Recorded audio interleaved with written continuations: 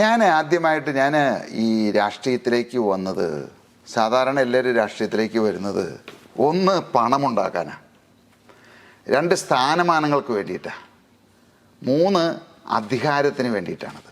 ഞാൻ ഈ മൂന്നും ആഗ്രഹിക്കുന്ന ആളല്ല. എൻ്റെ ലക്ഷ്യം വളരെ സിമ്പിളാണ്.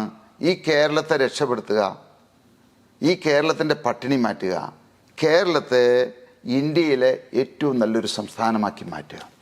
അപ്പോൾ ഞാൻ വിചാരിക്കുന്നത് ഒരു MLA ആയിരിക്കുന്ന, അല്ലെങ്കിൽ ഒരു മന്ത്രി ആയിരിക്കുന്ന, അല്ലെങ്കിൽ ഒരു MP ആയിരിക്കുന്ന സാബു ജേക്കബിനേക്കാൾ 100 ഇരട്ടി ശക്തനായിരിക്കും സാധാരണക്കാരനായിട്ടുള്ള കിരീടമില്ലാത്ത സാബു ജേക്കബ്. അപ്പോൾ അങ്ങനെ വരുമ്പോൾ ഞാനൊരു MLA ആയി ഒരു പ്രദേശത്തിൻ്റെ MLA ആകുന്നത്, ഞാനൊരു മന്ത്രി ആയിക്കഴിഞ്ഞാൽ ഒരു വകുപ്പിൻ്റെ മന്ത്രിയാകുന്നത്, ഞാനൊരു MP ആയിക്കഴിഞ്ഞാൽ ഒരു പ്രദേശത്തിൻ്റെ MP ആകുന്നത്. പക്ഷേ ഞാൻ ആഗ്രഹിക്കുന്നത് കേരളത്തിൻ്റെ ഇതെല്ലാം കൂടിയ സ്വതന്ത്രമായിട്ട് പ്രവർത്തിക്കാവുന്ന, സ്വതന്ത്രമായിട്ട് എല്ലാവരുടെയും പ്രശ്നങ്ങൾ പരിഹരിക്കാവുന്ന, നിഷ്പക്ഷനായിട്ടുള്ള ഒരു വ്യക്തിയായിട്ടിരിക്കുക.